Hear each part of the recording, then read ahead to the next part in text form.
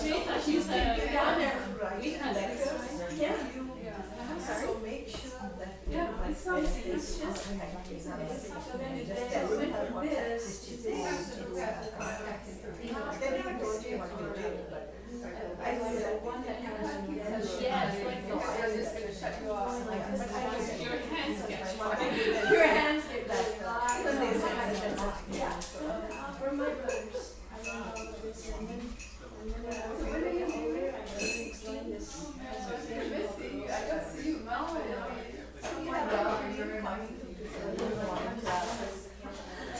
Because winter time is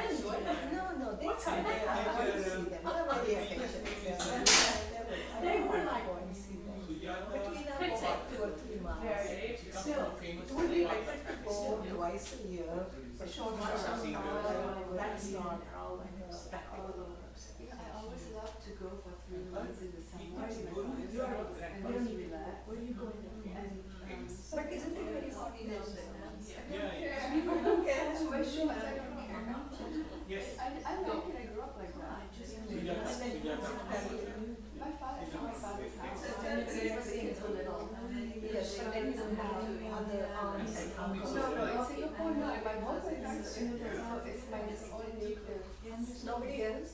Your brothers? My brothers, and their wives, and 2 children, not much. And now I have a job. My dad is a All the movements. sometimes. I'm so glad that you wanted to. It worked out. Great. So I studied very happy for a while. Because my daughter also works, so she liked it in church. And the youngest one in school, so she has all months, but she'll come to Eugene and then what she is due. But I love all the so not much time, but No, but still, yes, and you always so happy to see you. yes. So I still have the whole family there. Really nice. Now you can do this, right? Yes. So how's your granddaughter, the one that actually lives in my Yes, granddaughter? she is still, she's studying. She's in Eugene, right? Yes. So we'll see how it goes. I think she's taking things more seriously. Yeah, I stopped when I got pregnant. Yeah, as they grow up, it was very good. I hope that she's She's already 34. She's happy. happy.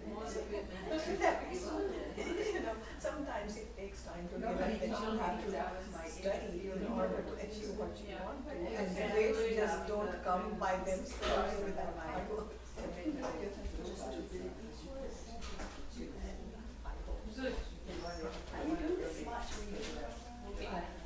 But now they said that when I come back, they will put me as a regular. They had me as a sub.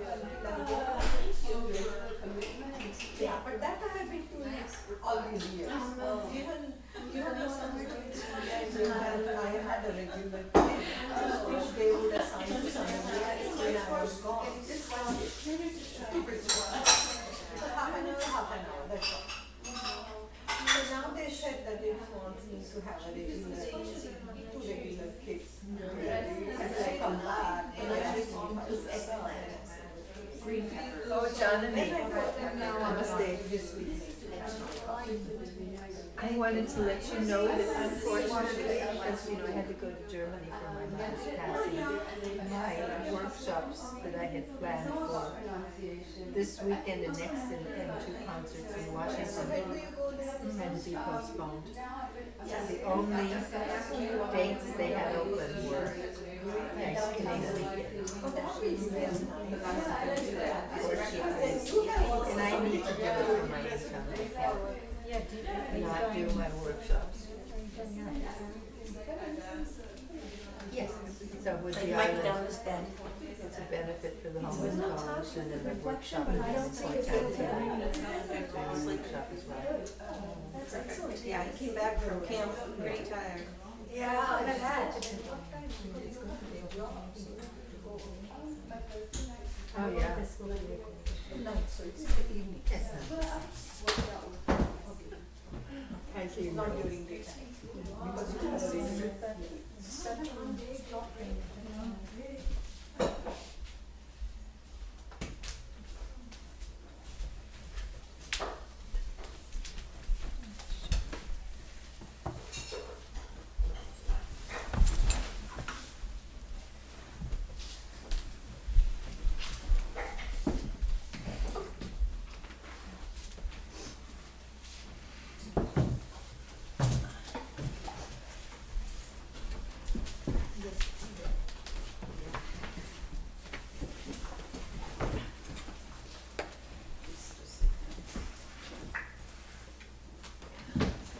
Om Sahana Vavatu Sahana Bhunaktu Saha Viryam Karavavahai Tejasvinavadhitamastu ma vidvishavahai.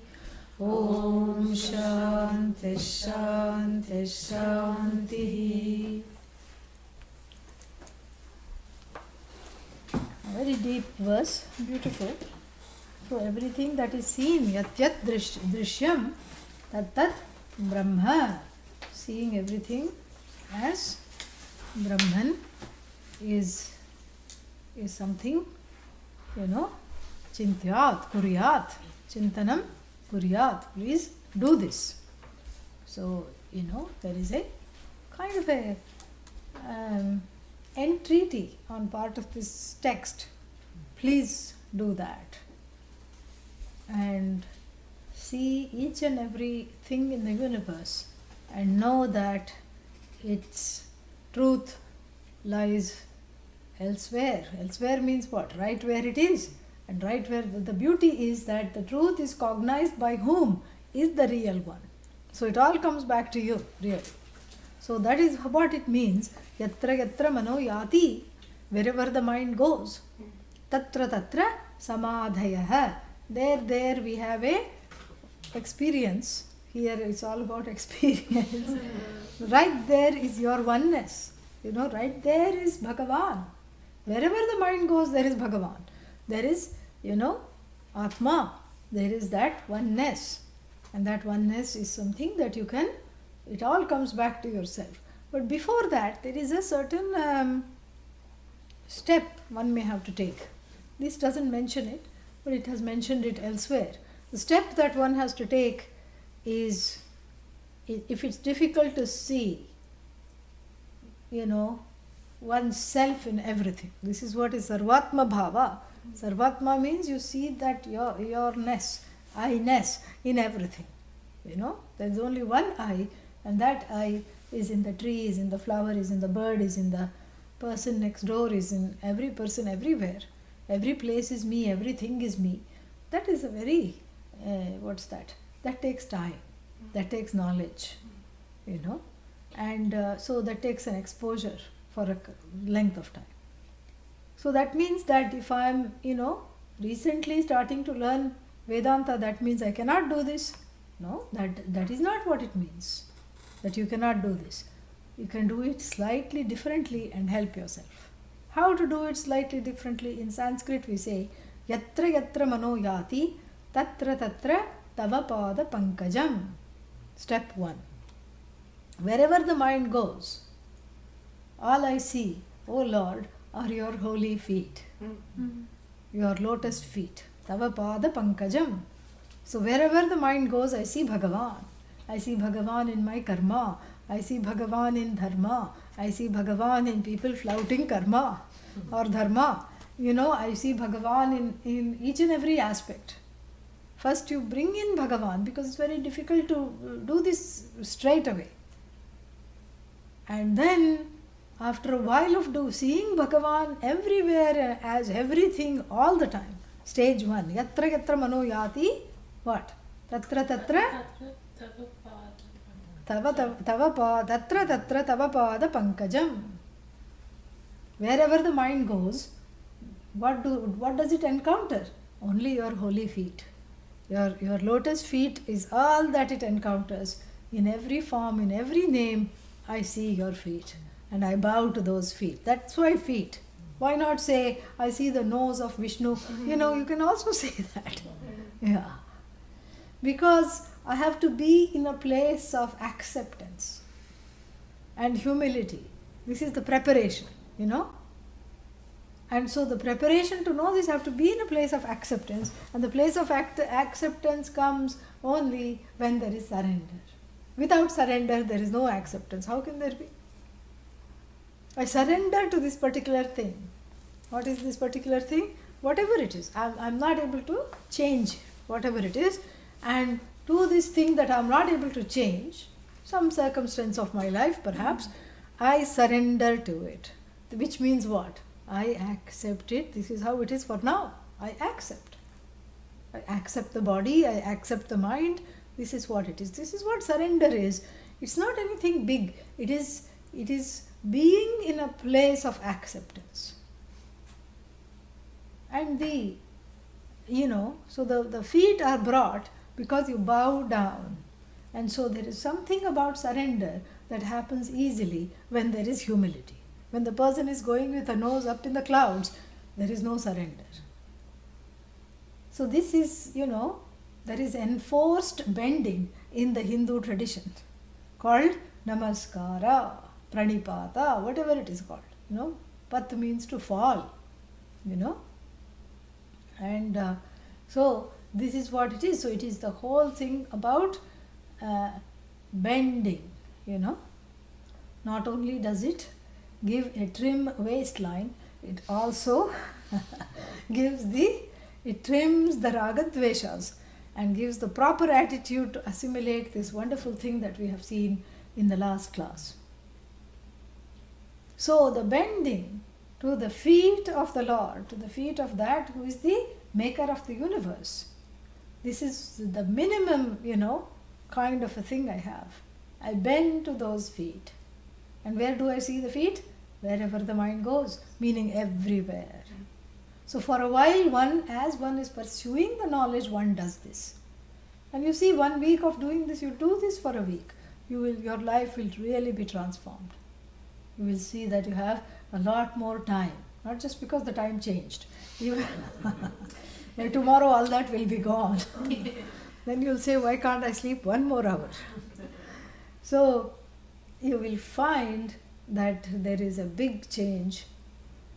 You will have more inner space, and there is more leisure, there is more feeling of compassion towards others, because it's all Bhagavan's feet. Even the fellow, there is a story of Adi Shankara, that there was a fellow who came, in the middle of the night when Adi Shankara was meditating. This is very nice story. So Adi Shankara was meditating on a rock, and after his dinner and everything, and all the students went to bed, and the teacher was meditating, except one, one student, that I'll tell you later, was always guarding him. That's a different story. That will come later.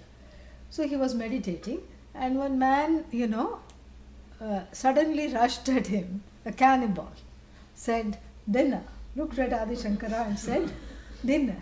That is one way to assimilate Vedanta. So he rushed at him from far with an axe, with a big hatchet.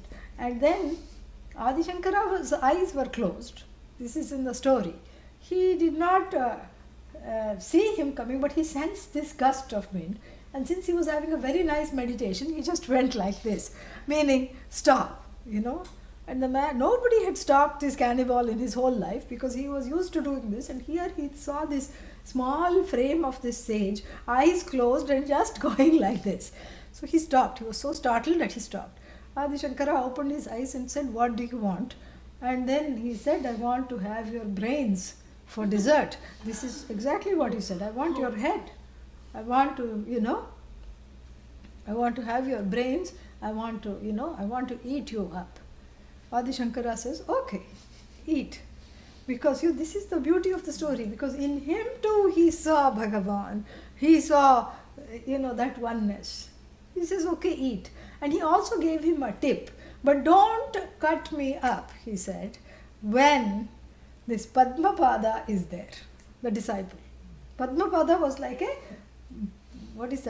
protector of Adi Shankara. He even, not only does he say, "Please have my brains," but don't do this when any of the disciples are present, especially this one you have to be very careful of. And so the cannibal nodded his head and went away. And then he lay in wait in the bushes and waited till Padmapada went to sleep, and then again made his battle cry silently because he didn't want to wake Padmapada.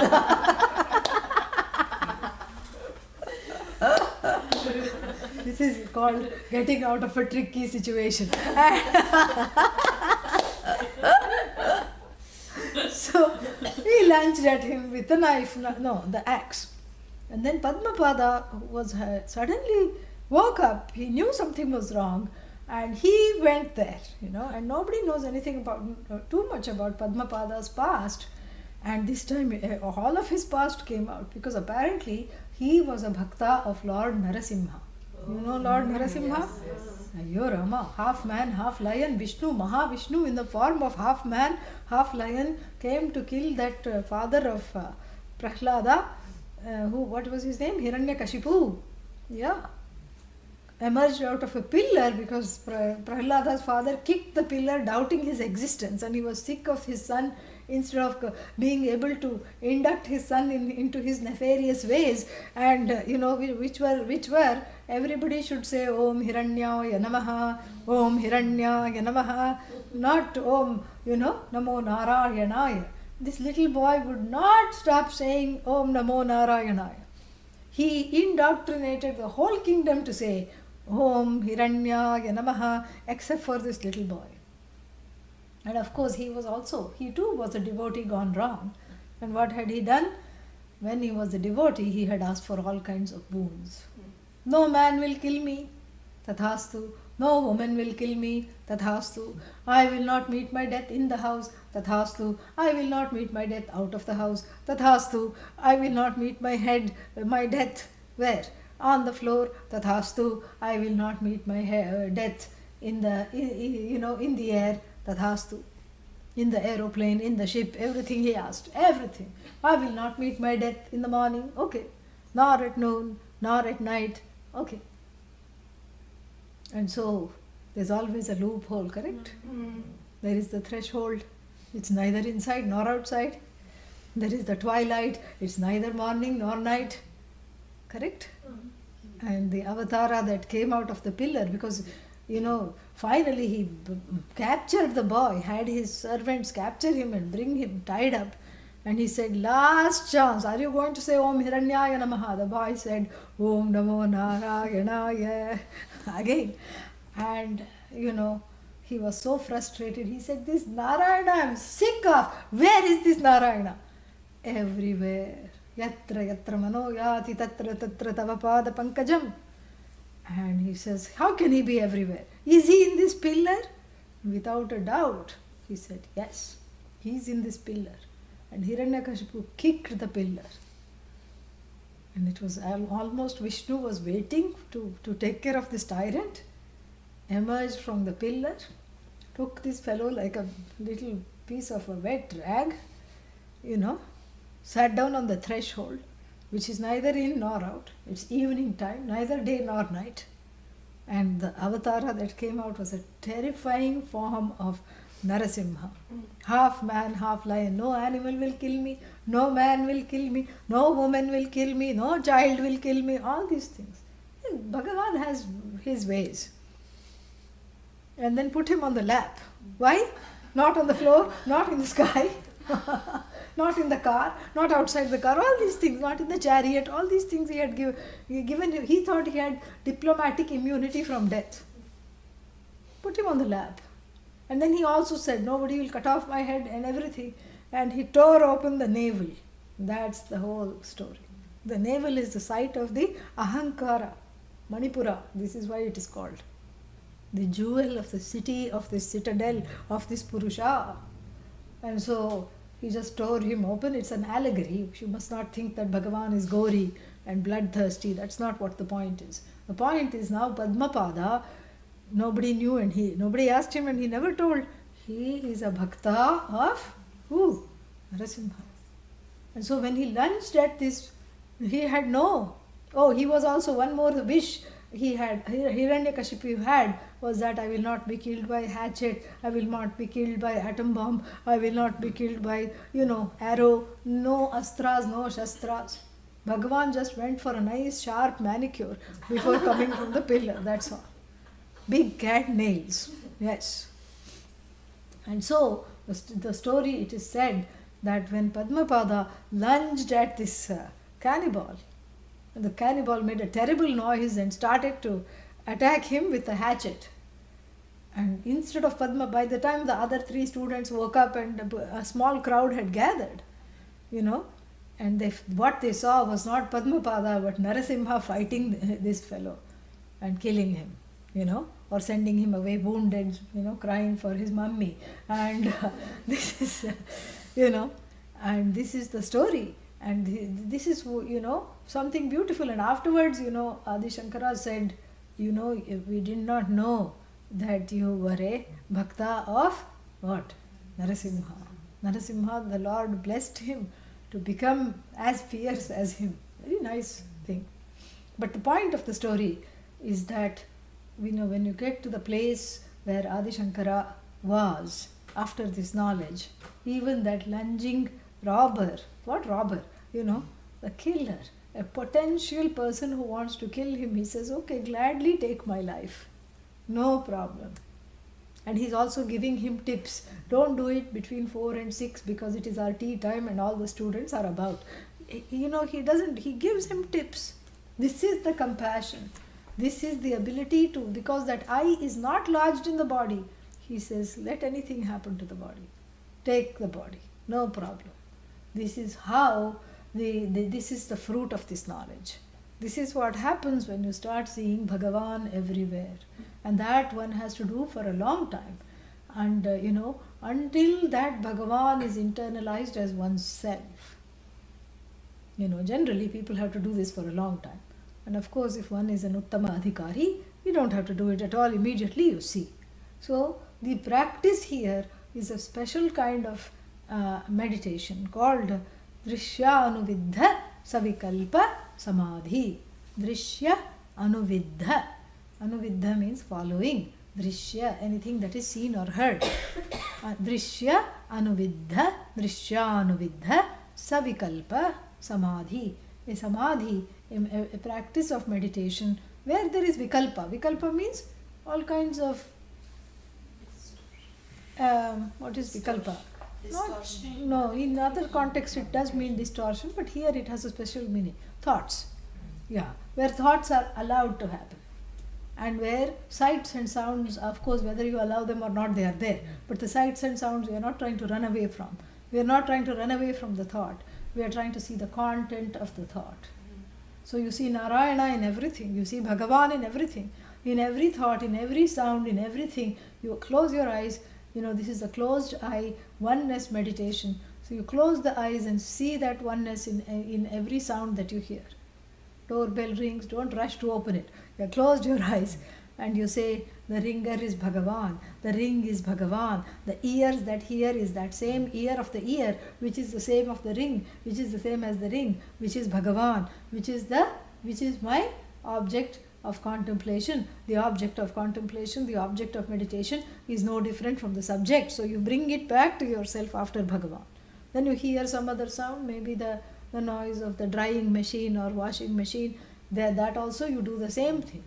That which powers the washing machine is what? First the answer will come, electricity. Okay, electricity comes from where?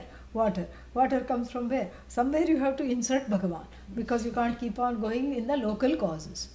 And then you say that even if you say coal, that also comes from Bhagavan, correct? So then you keep doing this, and this becomes a very important practice to calm the mind, and then it's a contemplative practice. It not only calms the mind, but it's a practice of meditation, a particular kind of meditation called nididhyasana, more described as a contemplation, where through this what happens, you have you stop identifying with the body-mind sense complex, and you stop seeing the differences in everything.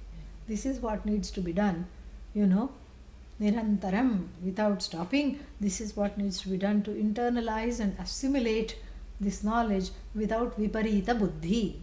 And after a while you can say, yatra yatra mano yati, tatra tatra samadhayah. There is that resolution of subject and object. Samadhi means resolution. There is the lacking of the difference between subject and object. In other words, the object resolves into the subject. The subject doesn't resolve at all. That which is not subject to resolution is called subject. And this is what the beautiful thing is. And this very deep, profound wisdom he has expressed in 2 lines. Very nice.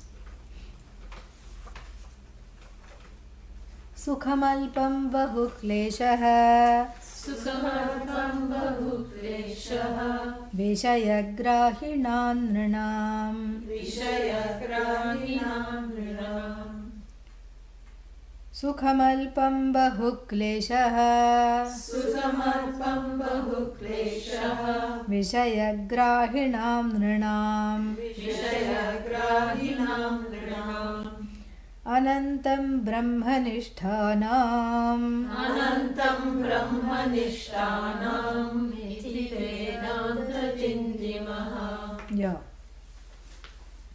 Very nice verse this also. Little happiness, lots of problems for those committed to objects. Limitless happiness is for the one who goes after Brahman. Thus, iti Vedanta Dindima. Thus proclaims Vedanta.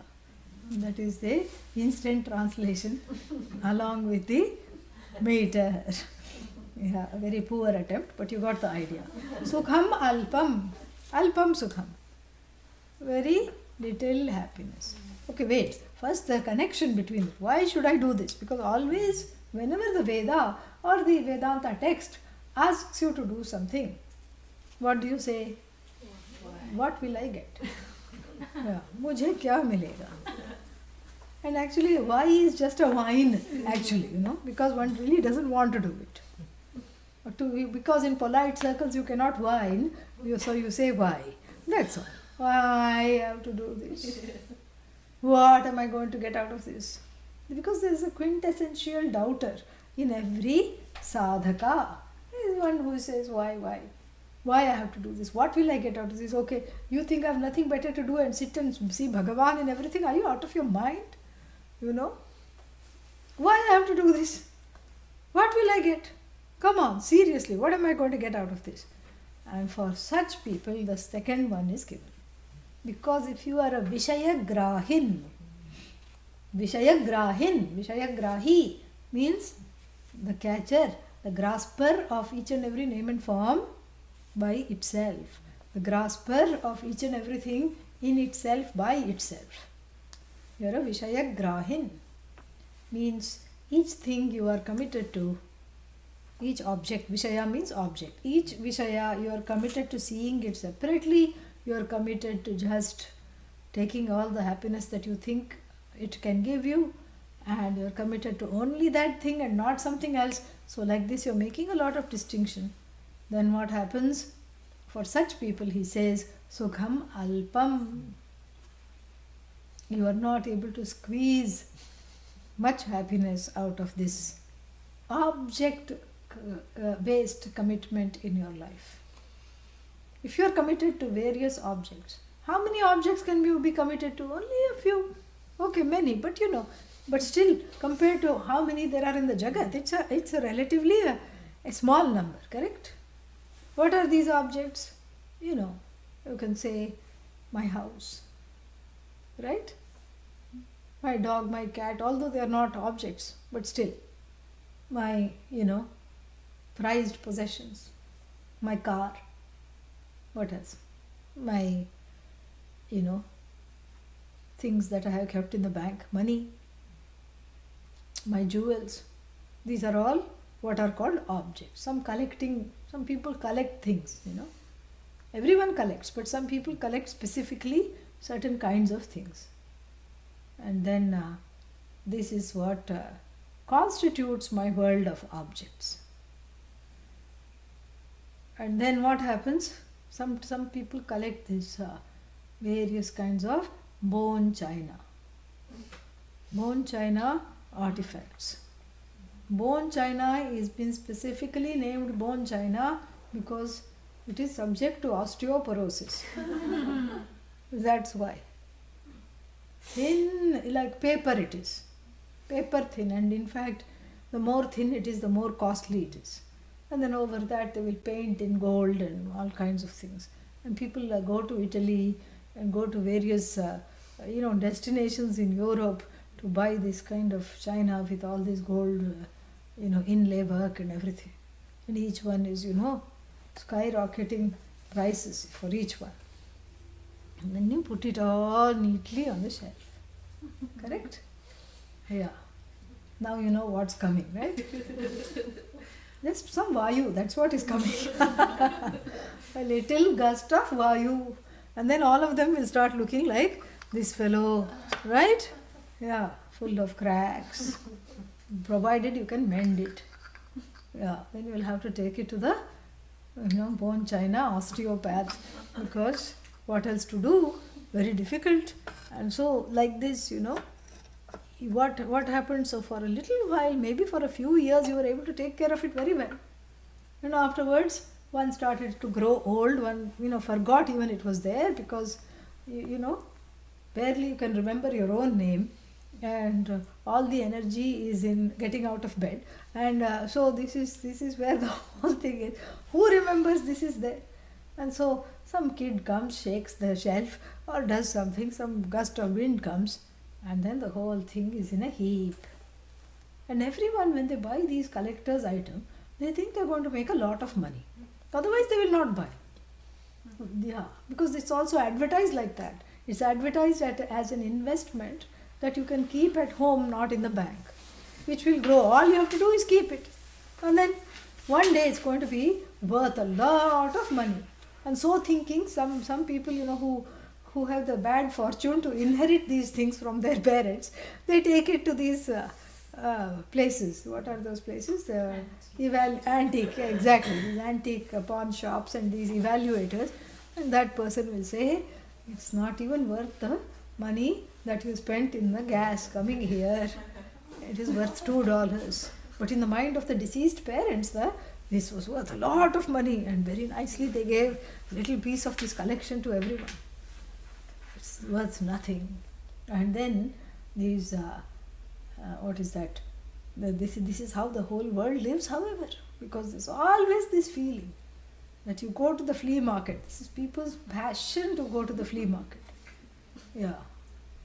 And right in front of the Sailorsburg ashram is one of the biggest flea markets.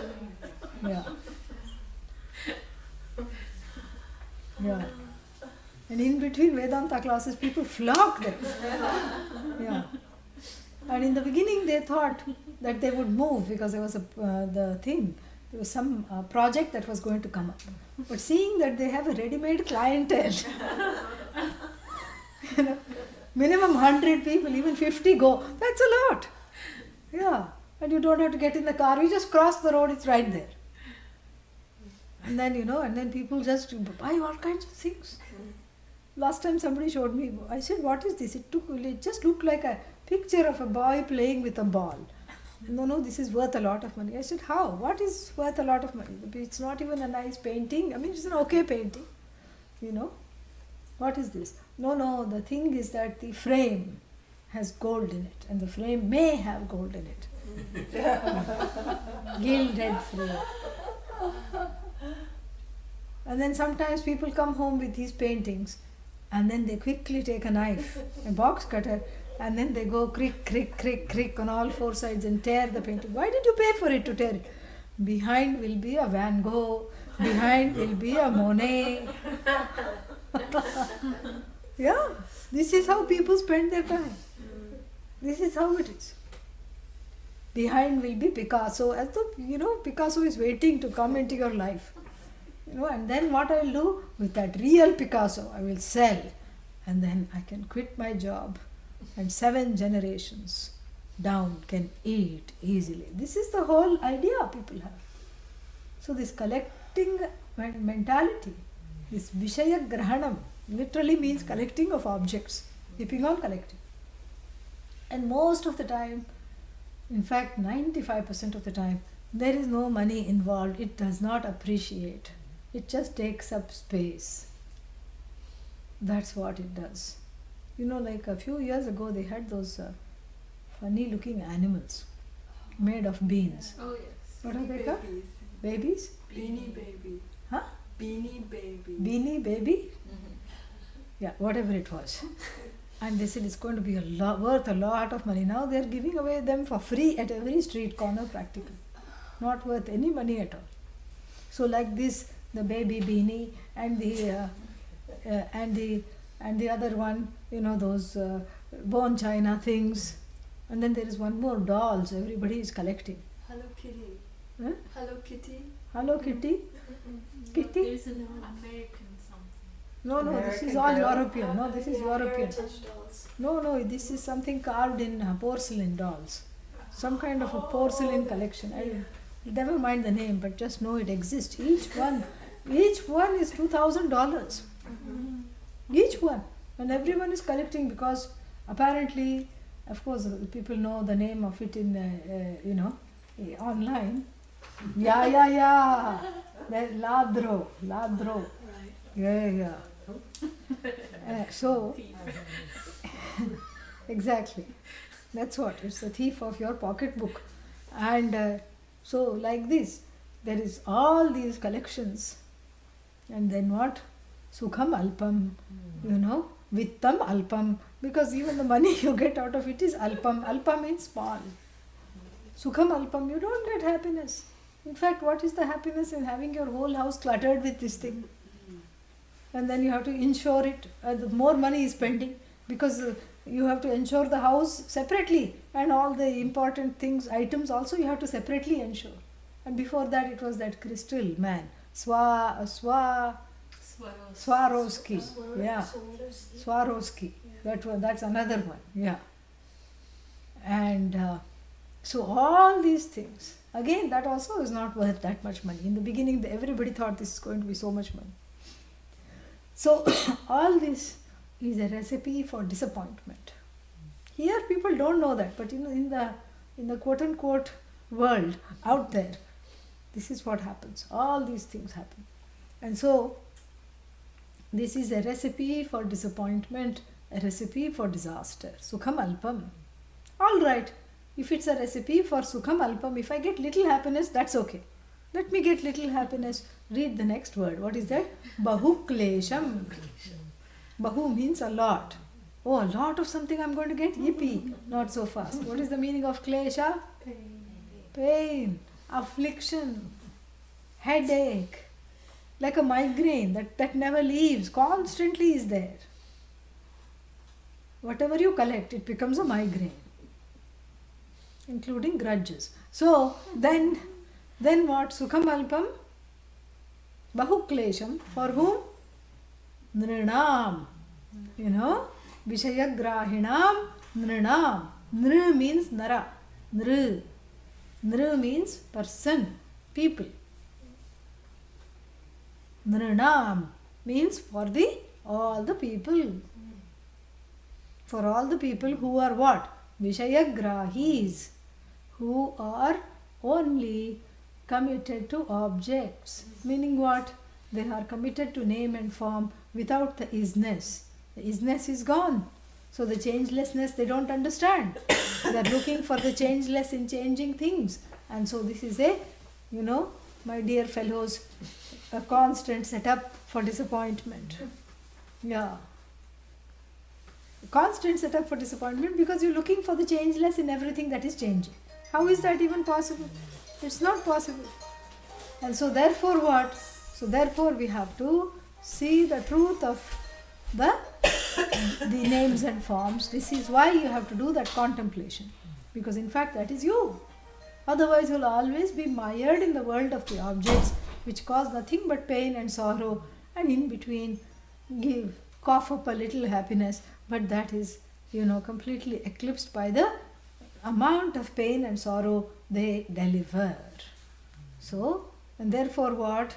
Not therefore. Contrasted by Anantam, Anandam, endless happiness, limitlessness. For who? For those that are Brahmanishthas, committed to Brahman. Brahmanishtha means one whose commitment is to Brahman and not the objects.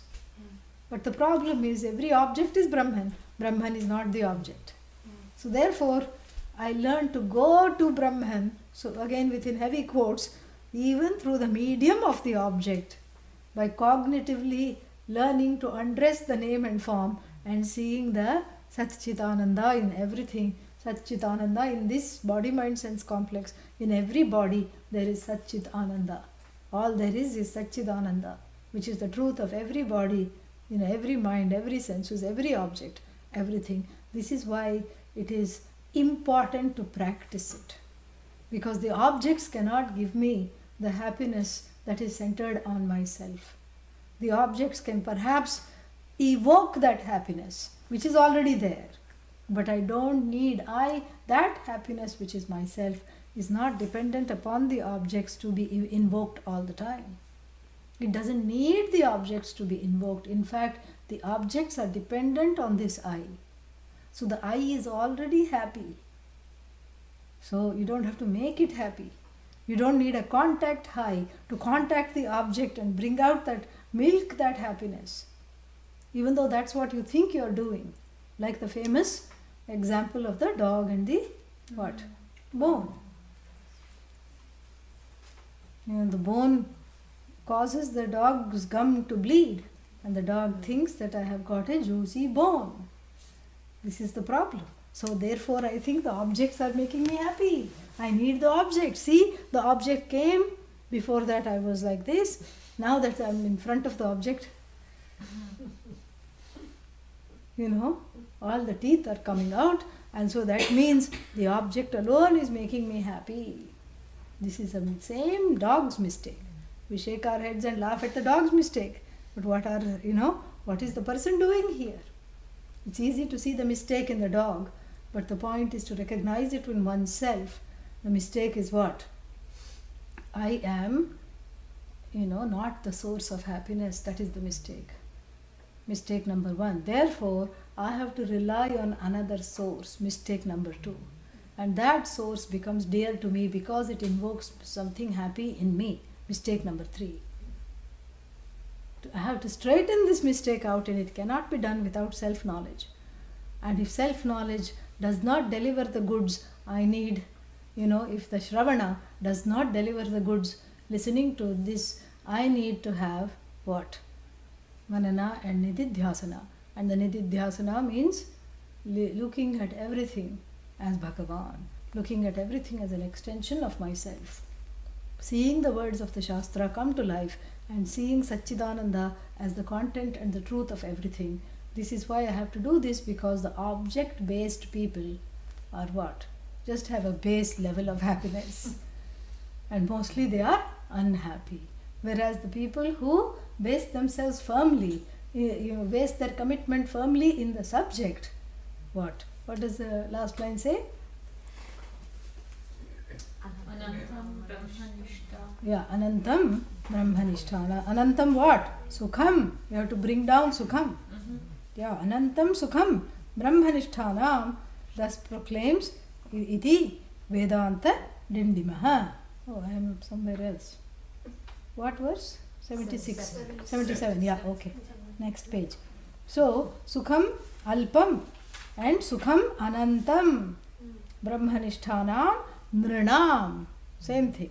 You have to bring down Nrinam and you have to bring down Sukham, because that is the same one that is applying to both. So, Anantam Sukham, endless happiness. Why? Because Brahman is endless.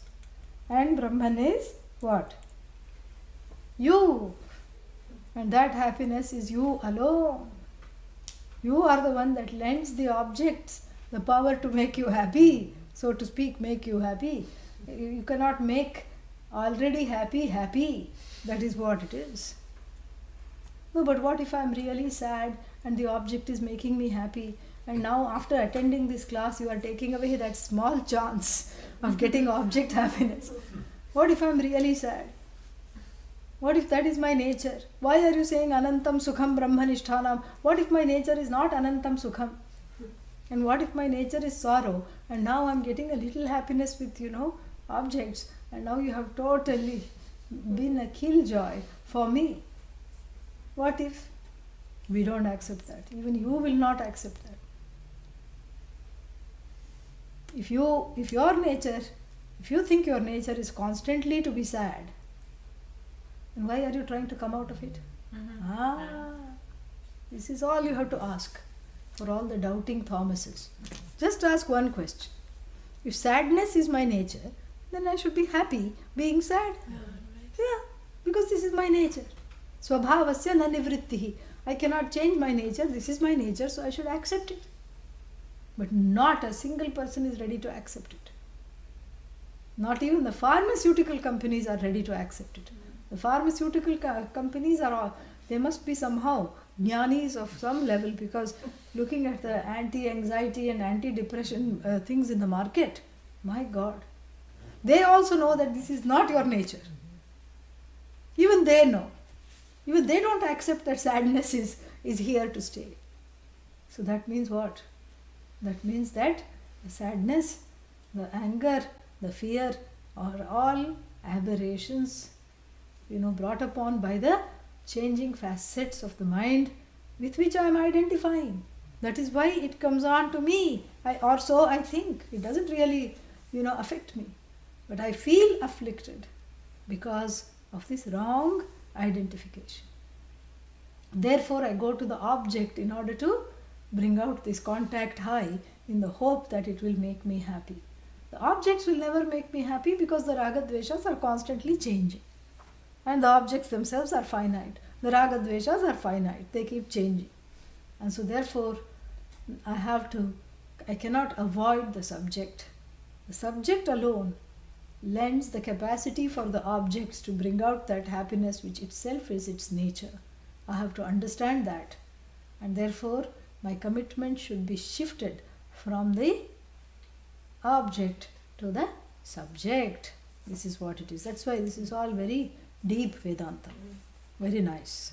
And so, Sukham Alpam, small happiness for those committed to objects, endlessness, limitlessness for those committed to Brahman. It's not really about happiness. It's about limitlessness. Anantam. Anantam means limitless. In fact, that's what one wants to be. One doesn't want to be limited by the body, limited by the mind, limited by the senses, limited by anything at all. One wants to be limitless. But then why it is said, Sukham or Ananda? It is converted to Ananda because that's what the human beings are searching for. Because that's all that they know how to search for. They don't know limitless. How can you know limitless? Other than yourself. And so the general people don't know that this is limitless, is what I'm searching for. So from the standpoint of the human pursuit, everybody wants happiness. So the Upanishad goes along and converts it into Ananda. Sat-Chit Ananda from the standpoint of the Atma, Satyam Jnanam Anantam from the standpoint of Brahman. From the standpoint of the individual pursuit, Sat-Chit Ananda. And here it's a very beautiful thing he has done, is used Sukham and Anantam together. So Sukham from the standpoint of those who don't know this, The first line is for the people who don't know, correct? Yeah. Object-based people whose commitment is based in objects, they get a little Sukham that they want, but really Anantam is what even though we have to grammatically we have to bring down Sukham, but even otherwise it is self-standing. It's a master stroke, very beautiful verse.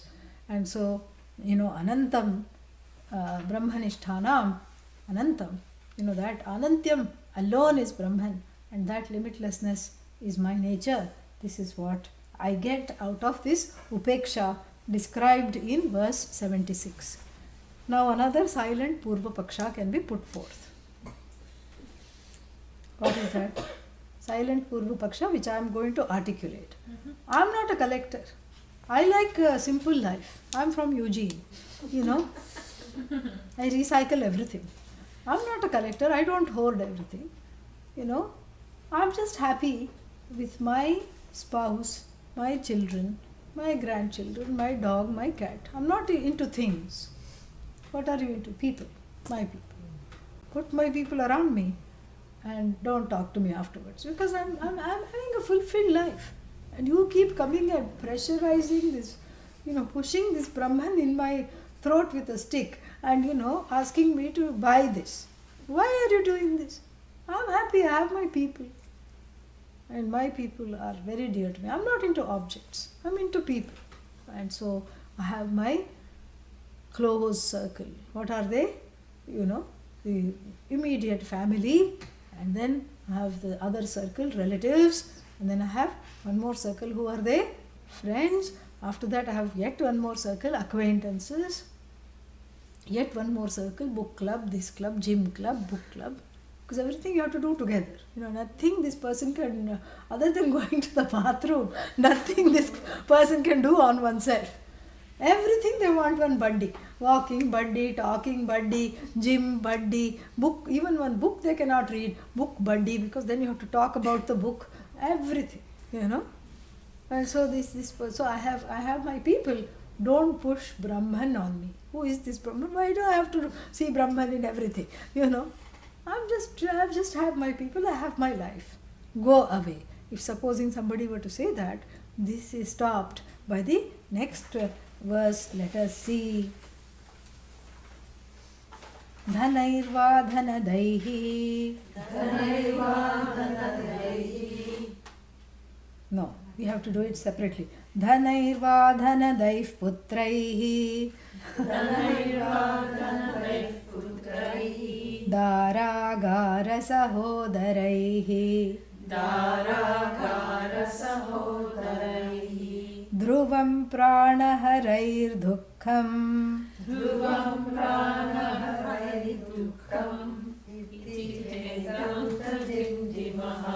So the so-called people who feel secure because they have money, they have people, and they don't want things. They gain their security not through objects, but through money and things. They surround them, money and people. They surround themselves by, even they are going to get a bad news. So what is that? So dhanaihi. Dhanaihi means money. By money. It's plural, dhanam And dhanaihi, by various kind of monies, wealth of various kinds, cattle wealth, all this wealth. Dhanadaihi, dhanadaihi means people, not, literally it means people who give money, but here it means not people but money making enterprises. Because if someone says, I have my family and I have some nice, funds cooking in the stock market, enough, I don't need anything else. For such people this is there. So money making projects or enterprises, dhanadaihi, putraihi. Putraihi means children. Those who see the children as a source of wealth. And then Dara. Dara means wife, not Dara Singh. Yeah, there was a wrestler. Yeah, Dara means wife. Yeah. In fact, the word wife is very interesting in Sanskrit. So, grammatically, this is so fascinating. You have 3 words, 4 words, but one of them we are not going to discuss. We have 3 words. Bharya, she who fills up everything, meaning she is the one who is the Lakshmi of the house. So, Bharya, feminine grammatically. Then we have Kalatram, wife, neuter. And then we have Dara, masculine. So depending upon how she behaves, whatever, I suppose, I don't know. So there are different words to describe wife in Sanskrit. I don't know why this is masculine, but very interesting. Sanskrit is a very interesting language. Then we have Patni, of course, which is commonly used, and that's also feminine. But anyhow, so Dara here is the wife, and that's why it is used Dara, wife who matters, who has a strong presence. Yeah, not the one who is always puk and sitting in one corner. This is the one who makes all decisions, and so she features prominently in the life. That kind of wife, Dara, children, putra, and then what? Agara, house. Yeah, house.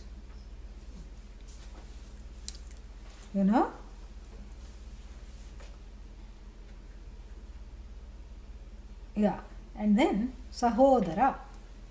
Sahodara means those with whom you have shared a womb. Who are they? Siblings. Ah, isn't that a nice way to say siblings? Yeah. We were in the same womb together. This is what, maybe not at the same time, but still, few years back, before and after. So like this, Sahodara means brothers and sisters. So for those who say that my happiness is through my family, my little life, my stock exchange, my bank account, my funds, and my people, my dog, my cat, for them also bad news awaits. Dhruvam means most certainly.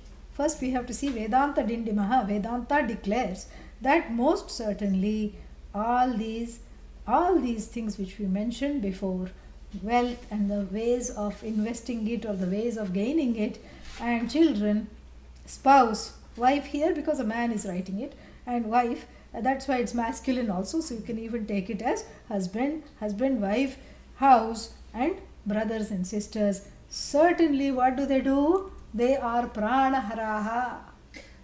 Yeah. Pranan harati iti pranaharaha. Harati pranan. Do I need to translate? Yeah. Prana means your life force. They sap, they drain the life force. This is why the holidays which are coming up are very stressful.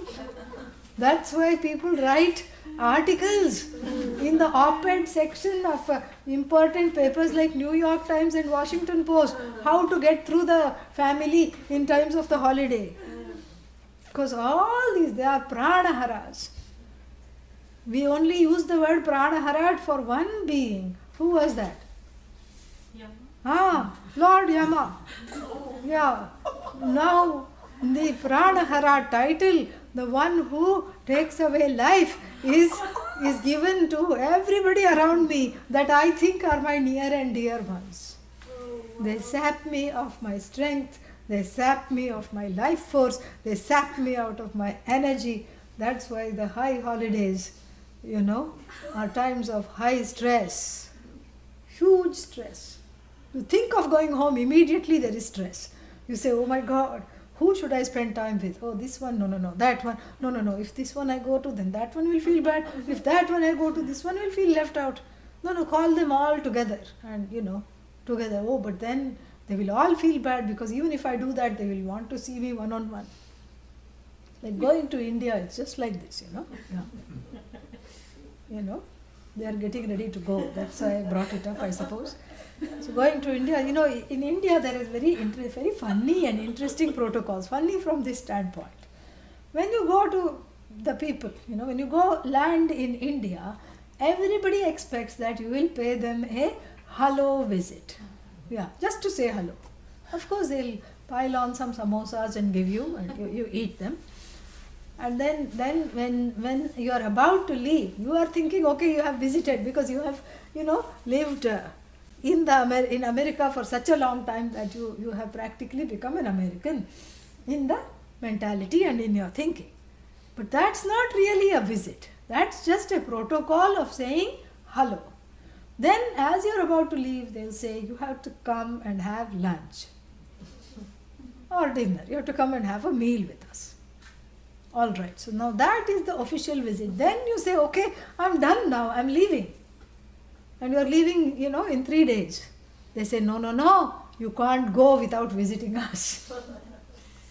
A goodbye visit. Am I right? Yeah, this is the expectation.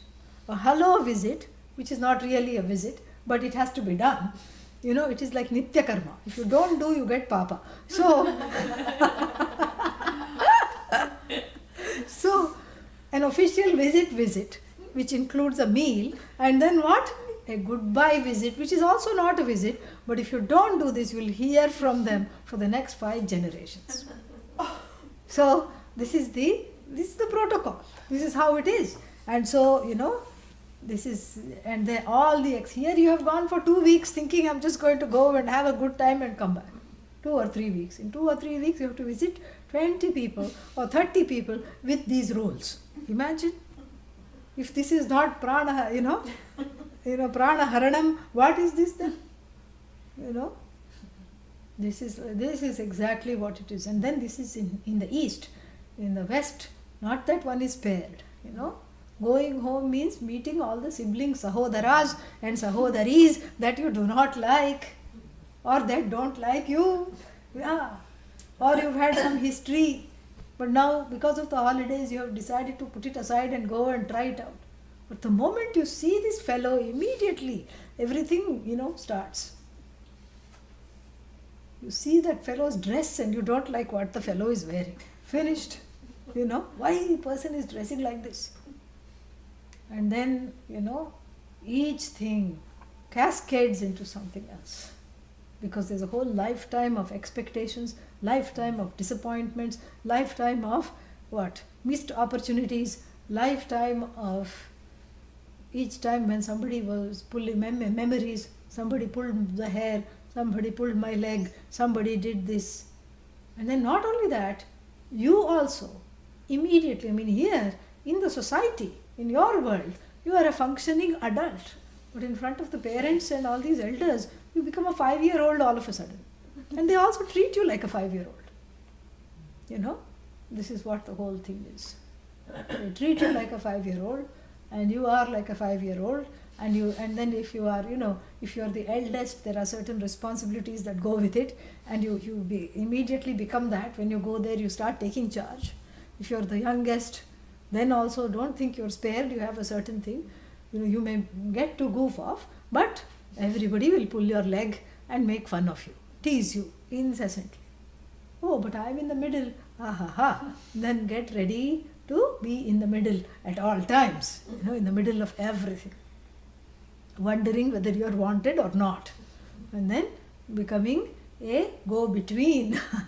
This is what the whole thing is. So one gets into these roles, and then what? The expectations keep increasing, especially around holidays and all these kinds of stressful situations. And even when there are no holidays I'm bringing up because That's the only time you see the family. But in India and all, there is family around you all the time. And it becomes a very high stress situation. Then you want some privacy. You just want to go out to a movie. You don't want to tell anyone. Then as you are going, somebody comes. Oh, where are you going? So you just say, no, I'm just going to the market. Because you just want to not tell them you're going to a movie. Not that there's anything wrong in going to a movie, but you just don't want them to come along. That's the idea. Then what do they say? I'm coming to the market. Then what? $15 down the drain. Because you try to avoid them from coming to the movie, you also could not see it. That is what happens. This is what the whole thing is. And with relatives, pranahara, always just, clawing the life force out of you, vacuuming the life force out of you. This is what it does. No, but they're not all that bad. I mean, come on. Just because it's Vedanta class and you can get away painting all my family members badly, I do get happiness out of them. Otherwise, do you think I'll go see them? I do get happiness out of them. Alpam sukham. Don't forget. Don't forget what you read before. Have the constancy. Alpam sukham. Little bit of happiness they may be giving. Little more you may be giving them. That's all. That's where it stops. This is not an exaggeration, because even if they are giving happiness, even that happiness is fraught with anxiety. What if they get sick? Oh my God, they are getting sick. Oh my God, they are getting old. Oh my God, they are, looking tired. Oh my God, something is going to happen. So constant tiredness, constant, energy sap from this attachment. Attachment means what? Over-involvement with family life. And same thing, if you are money focused, the money also keeps going up and down, mostly down. And then what? Along with the deflating economics and finances, your hopes and desires are also flattened. So therefore, sarvam, pranaharaha, they are all pranaharahas. Pranaharahas means what? They are sucking the lifeblood out of you, draining away your prana. And not, if it happens in one stroke, finished. If your prana goes in one stroke, all right, it had to go. This is a slow drain. Yes, it's a slow drain. Like that, slowly you inflict, like that cat and mouse game. If you give the cat one mouse, it will not immediately kill it. It should kill, eat and go. No. Its mother never told it, please don't play with your food. So what it will do? It will catch. And the mouse will start to scurry and try to run away. It will let it go. And it will enjoy very sadistically. Oh, it's gone. Again it will pounce and bash it a few times. Flatten it. And then let it go. This time the mouse doesn't run because all it's having multiple fractures in its legs. So it crawls along and rolls along. That also it enjoys, this bad cat. And then it will do this. So this is how the vitality is sapped in stages, painfully, slowly, till the person has only one place and one place alone to go, which is Vedanta class. This is to get some refuge, to get some reprieve, to be able to go out there and deal with all these people. I need some respite, I need some inner leisure, which I can only get in Vedanta class. Did we do the whole thing? Yeah, sarvam? No. Where is there? What is that? Dhruvam. Dhruvam means certainly. Please do not have any doubt. Pranaharaihi. Dukkhamiti. So, pranaharaihi, they are all in instrument case. Dhanaihi, apposition. Dhanadaihi, putraihi, dara, agara, sahodaraihi. And through all this, what are they? They are all, they which are pranaharaihi. Through these pranaharas, you can get only dukkha, nothing else. Yeah. Nothing else. thus sorrowfully declares Vedanta. Because it is feeling for him. Yeah. Om Purnamadah Purnamidam Purnat Purnamudachyate Purnasya Purnamadaya Om Harihi Om Shri Gurubhyo Namaha Harihi Om. Questions?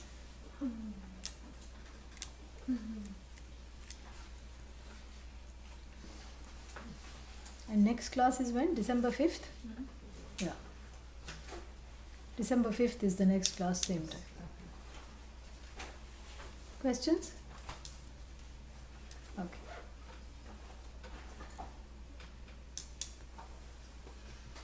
Prasad.